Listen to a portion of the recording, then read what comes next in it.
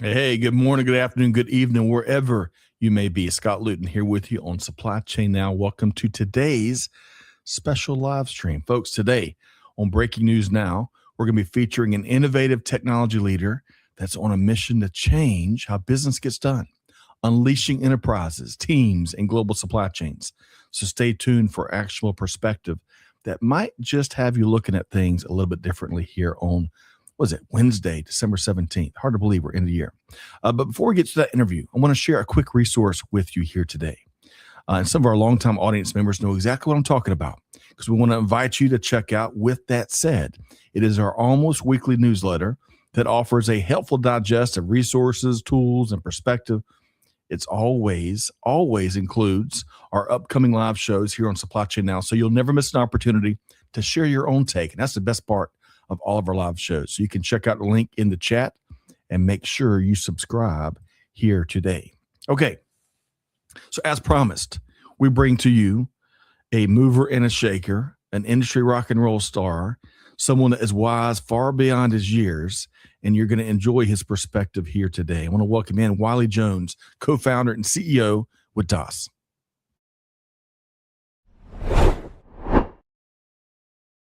Hey, Wiley, welcome back. How you doing? Amazing. Happy Wednesday, Scott. Happy Wednesday. Happy holidays. Congrats on an incredible year, which we'll touch on in a little bit. But I'll tell you, between family editions and business editions, you've got a lot to celebrate this time of year, huh? Yes, that's right. The highlight of my day, we were saying behind earlier a couple minutes ago, highlight of my day is hanging out with you guys right after baby breakfast time. So it's been a great week. Hey, you don't have to change any diapers in our time together. So that's right. Great to have you here today. So let's do this. We're going to dive right in. And I want to get your take on what I thought was a great read from our friends over there at Logistics Viewpoints. I think it was Jim Fraser that put this together. And it is the top 10 supply chain technology trends to watch in 2026. So I want to get a couple of your thoughts on this list, but let me lay it out there first in case folks aren't viewing and they may be listening to us. So there's a top 10 list here. Number one, AI becomes an operational layer, not a feature. Number two, multi-agent systems transition from pilots to production. Number three, graph-based reasoning gains practical adoption. 4, warehouse automation stabilizes into predictable patterns. 5, transportation APIs begin replacing legacy EDI. Interesting. Energy is number 6. Energy becomes a first-class planning variable. I would add water to that one too. Number 7, sustainability moves from reporting to execution.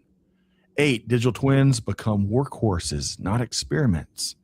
9, control towers evolve into action centers. And number 10, risk modeling becomes part of routine planning. So what are the thoughts that immediately jump into your brain here when you read that, Wiley?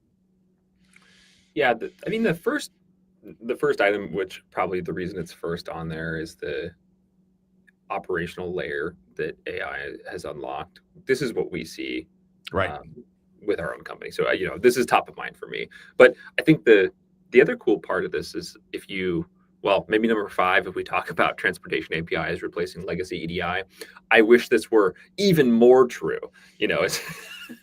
but we are seeing this very similar thing. I couldn't agree more that the ability to crystallize a lot of what was, in place with EDI over the last 50 years or 40 years, moving over into actually first class, implemented APIs. It's been something that's been really transformative for ourselves, what we see with a lot of our customers, people in the market broadly. Honestly, I think the big thing is if we take a kind of a cross section of this, we can see that there's a really, really cool enabling factor of just what's been unlocked, kind of moving through the activation energy that AI has allowed a lot of transformative technologies to kind of achieve that next level of capability that moves them out of science experiment and into a production workhorse, as it was describing. Yes. And there's one other thing. We're going to dive deeper in AI in just a minute. But I want to prompt you, because we were talking about a Mach number and the speed of sound earlier in our pre-show conversations. What does that mean in this context, Wiley? Tell us more.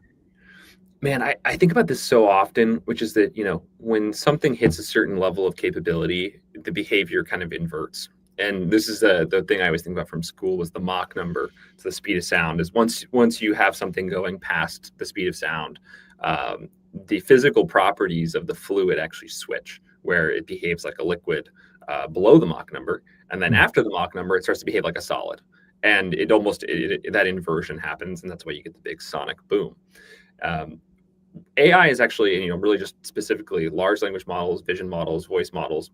You're seeing that behaviors of technology that in the past were impossible are now not just becoming possible, but they're becoming easy. And we see Hmm. this with, the ability for completely automatable end-to-end human, labor that was not even close to being able to be ready to, be productionized and productized even just a few years ago. Now it's trivial. You can plug in with all the large language model companies or the voice model companies, and you can have agents picking up the phone just as well as a human could. um, that was completely impossible, and that inversion that we're seeing is, I think people are just beginning to wrap their minds around what the productized version of this will actually end up looking like in practice. Yes. Uh, I would completely agree. And you say it as always very eloquently and brilliantly. And I don't use that as fluff in a fluff manner. It's very approachable for anyone to kind of wrap their head around the sonic boom, right? And Mach speed and kind of applying that technology. And to your point, agents that are more and more involved. I think it was Mike Griswold with Gartner that first Mm, couple weeks ago when me and Greg were interviewing him. He talked about how you're going to be receiving orders placed by agents, and that felt like future world stuff at the time. But Wiley, to your point, more and more it's become a reality, and it maybe not necessarily just in that application or instance, but in many, many similar ways, right? yeah, Yeah. I mean, it's we're seeing this across every industry. There are, especially on the customer support side and customer service side, we're seeing it, and it's Yep. beginning to move deeper and deeper into the organization.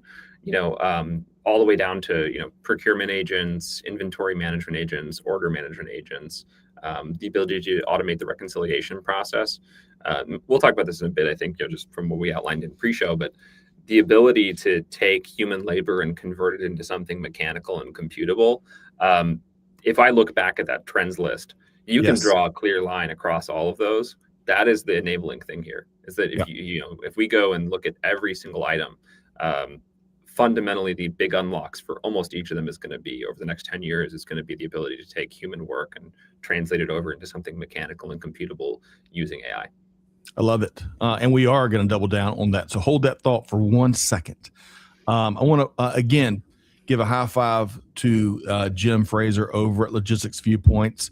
Folks, go check it out. Give us your take. All right. Your thoughts. Do you agree with, disagree with this list or anything me and Wiley are saying, especially Wiley?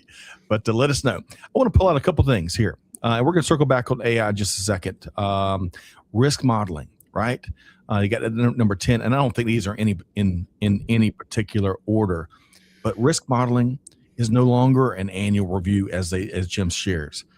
And it's like I would equate it to breathing in global supply chain right now. It's continuous to the point you almost don't even think about it. That's great. That's terrific. Digital twins become workhorses, not experiments. Remember when we used to always talk about digital twins and talk about how cool it'd be? Well, more and more, it's reality, right? Workhorses, that's a great word. Energy, which is number 6 here.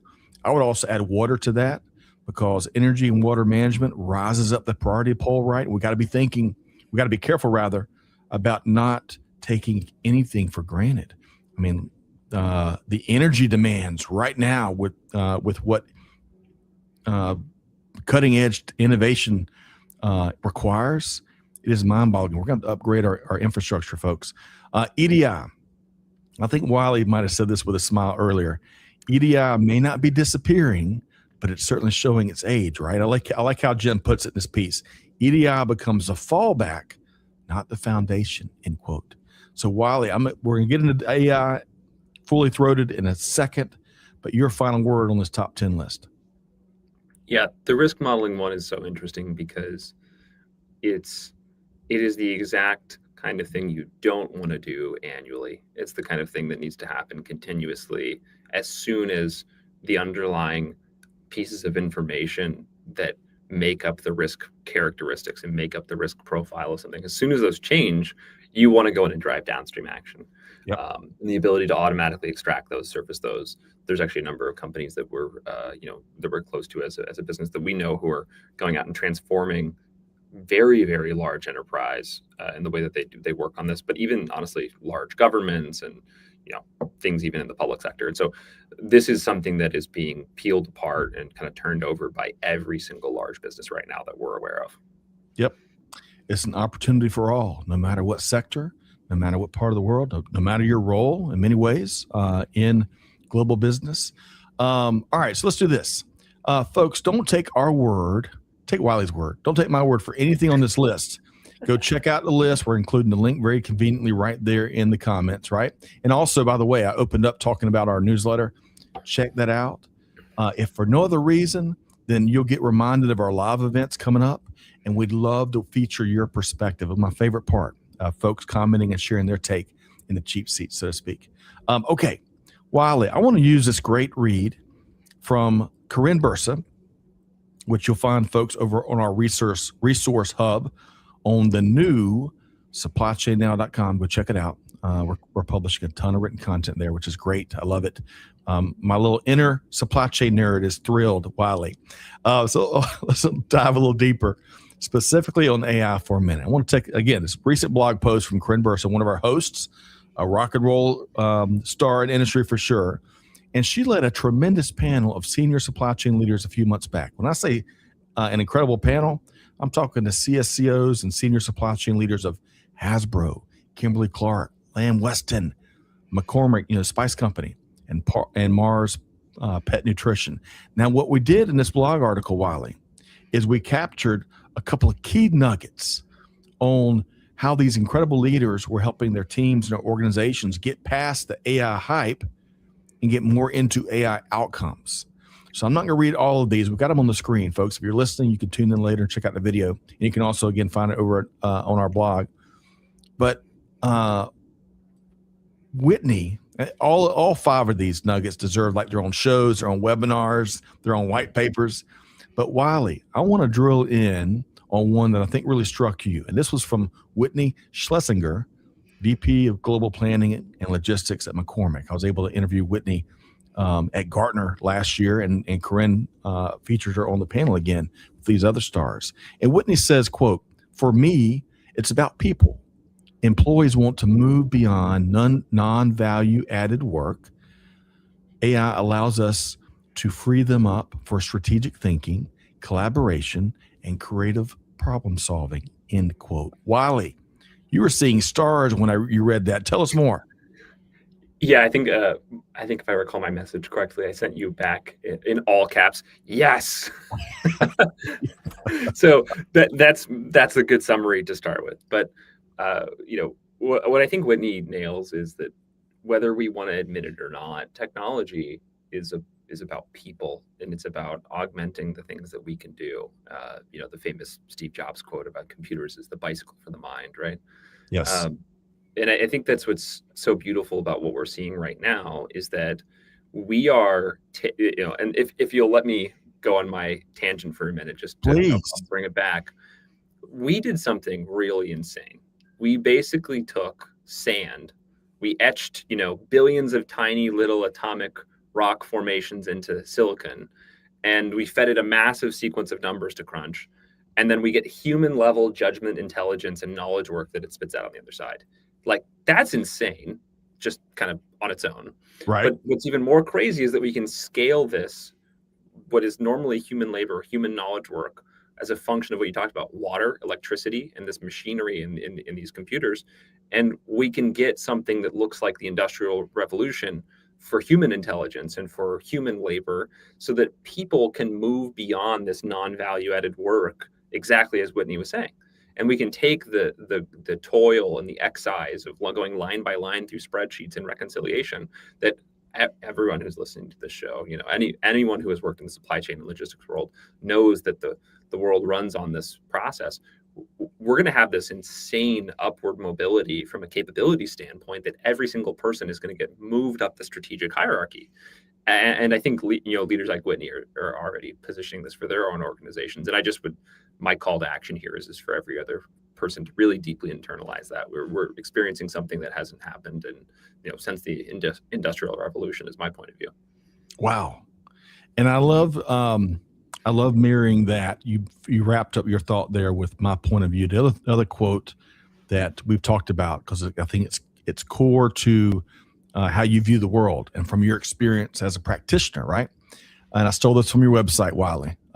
Quote, I fundamentally believe operations professionals are massively underserved. There's a revolution coming. Wiley, that you're convicted with that message. I know, right? Yeah. It's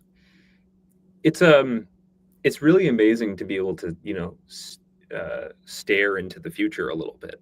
You have this stare at the future, in a sense. Yep. There's the quote, the future is here. It's just not evenly distributed. And you can see these moments of it poking out right now.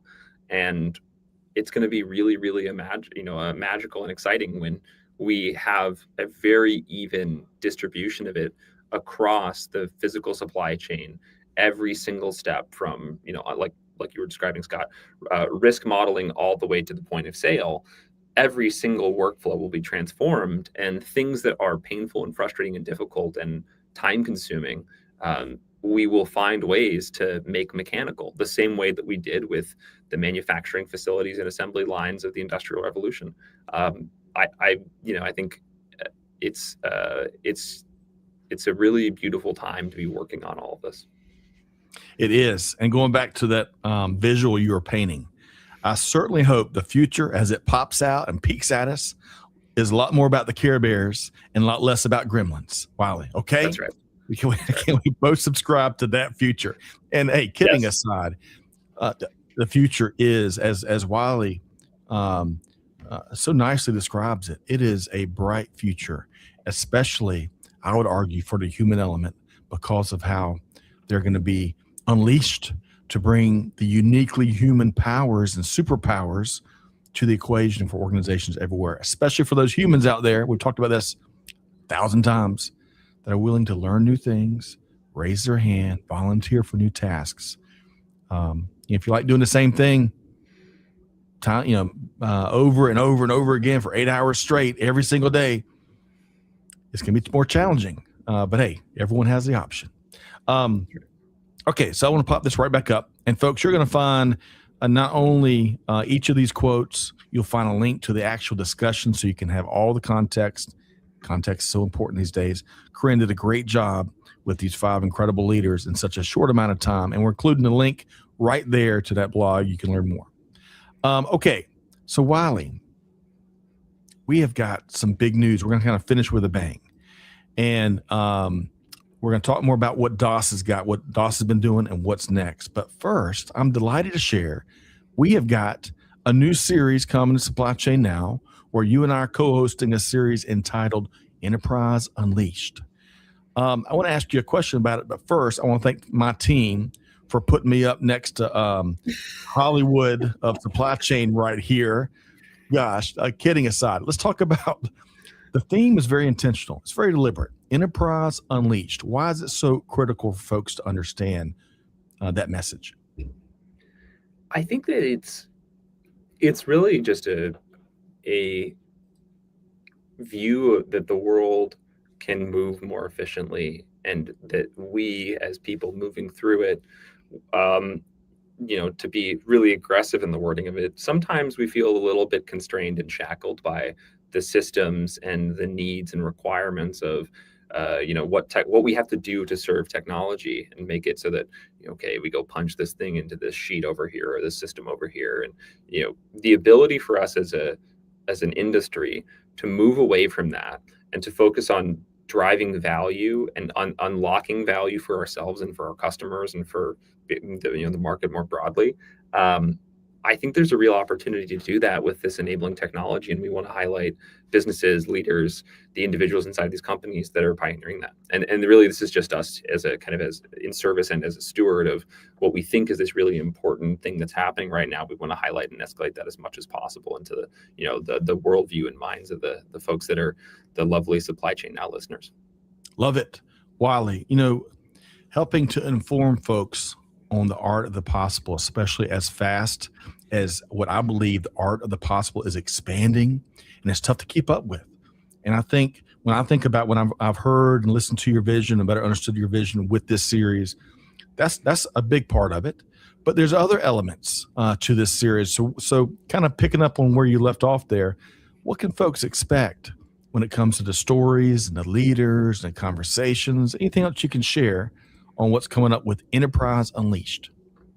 Yeah, I think I'm an optimistic and naively pragmatic person is the way I like to describe it. And the way that we want to bring people into this discussion is like we need to really focus on these vignettes that we can paint and show that are real. We're not talking about how do we apply some futuristic technology in some experimental manner. We want to actually articulate very clearly what are the things that we do as tactical practitioners that unlock strategic value. So we can look at an information and capability level. I did X, Y, Z, and it unlocked ABC. And here is what we did. We're able to accomplish as a business. Yeah. Being able to understand that, but not on the basics, but at the frontier. That's, I think, where there's a really missing conversation right now.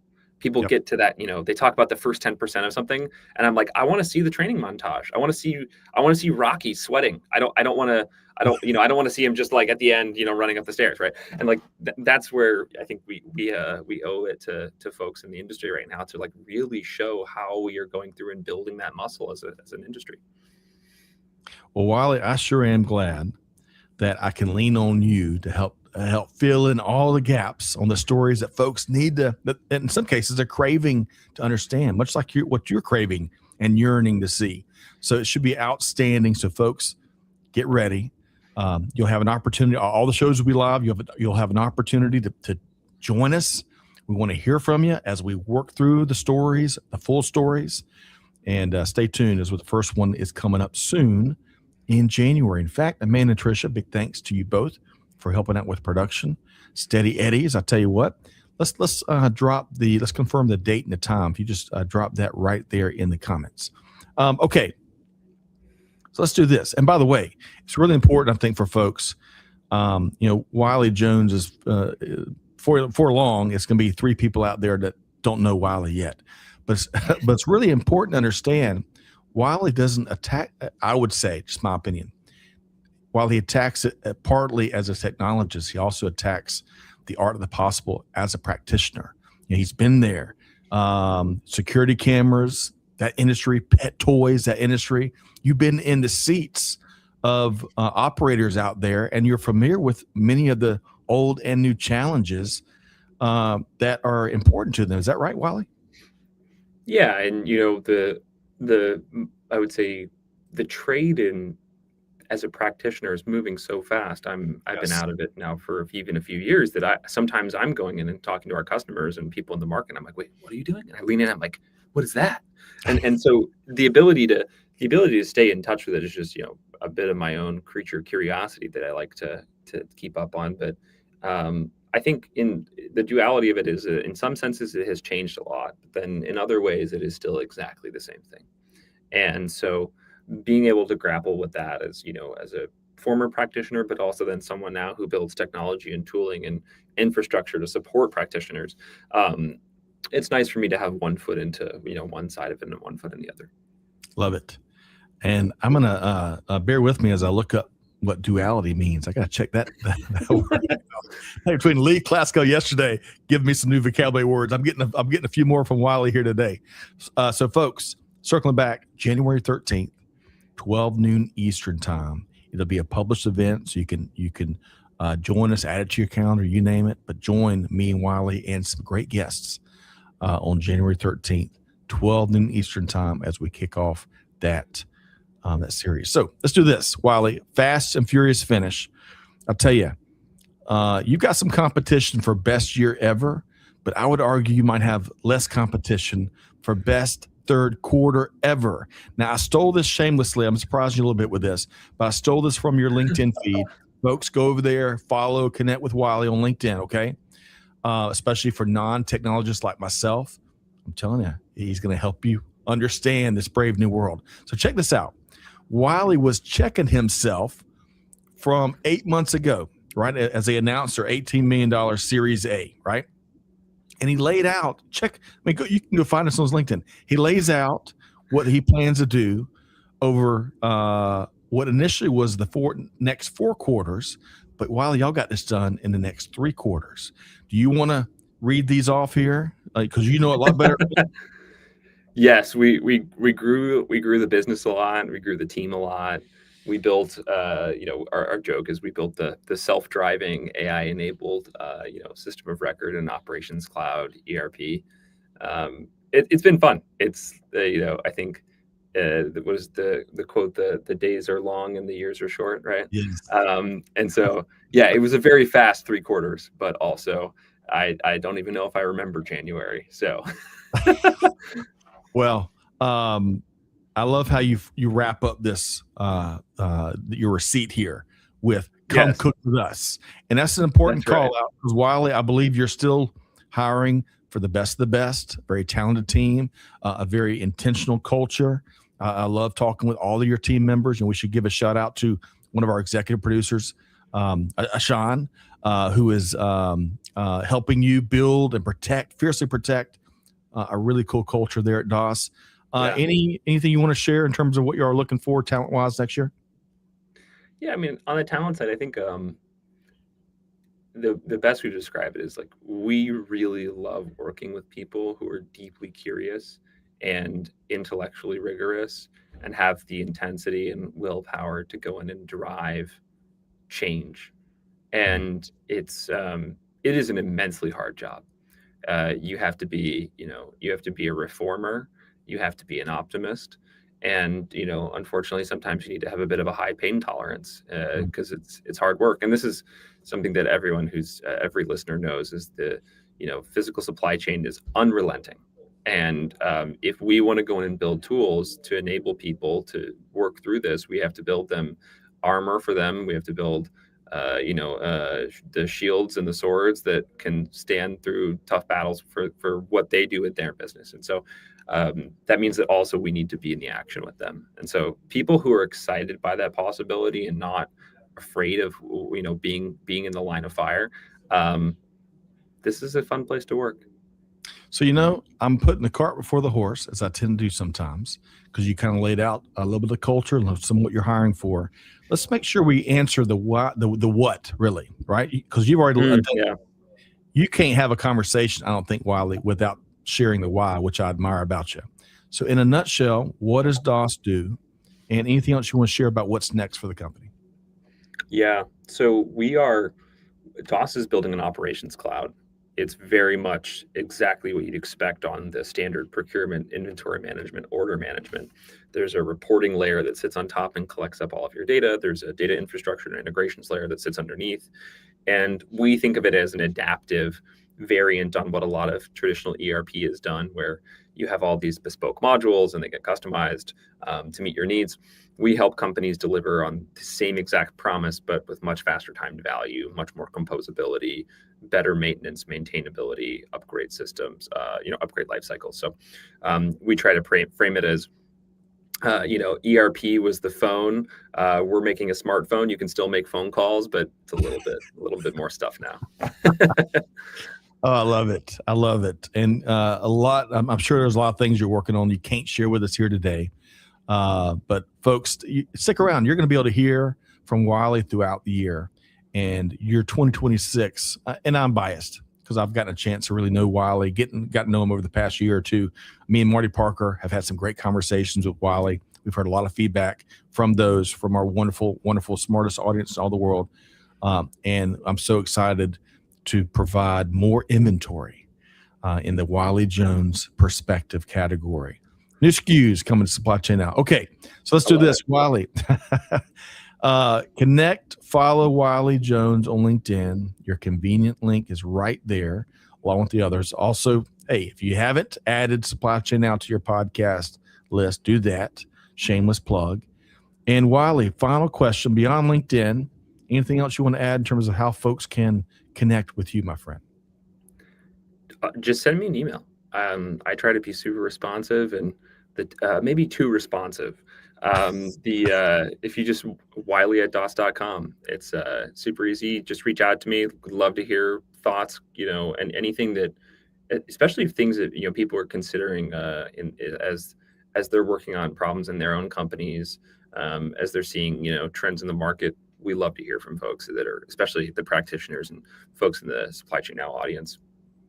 Outstanding. Don't be surprised if you do hear back from Wiley and the team. And big thanks not only to Amanda and Tricia for handling production here today, but again, Sean, who's doing great work. Hopefully he'll join us on one of these upcoming series.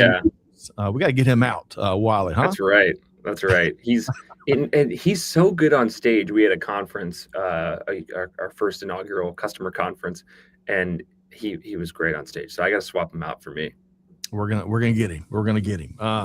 But Wiley Jones, founder CEO at DOS, I am so thankful to have you here. I love your perspective, and we got a lot of work to do next year, huh? Oh yeah, I am excited. Like you said, more inventory time scheduled and coming soon. I cannot be more excited for more Supply Chain Now area under the curve. That is right. And folks, we have rationalized. We've gone through the SKU rationalization. It's there. Yes. It's there. But I'll tell you, supply chain nerd jokes, they don't ever stop with me. Yeah. But folks, big thanks to Wiley. Big thanks to Tricia and Amanda. Make sure you go connect with Wiley on LinkedIn. Go check them out at dos.com. Don't be surprised if you hear back from the team. I love what they're doing. And folks, hope you enjoyed and learned from this conversation, right? The pace of global business, I'll tell you, it's remarkable. It's getting faster and faster. We got to stay informed by turning to trusted sources of sound information and analysis, right? Just like Wiley Jones here.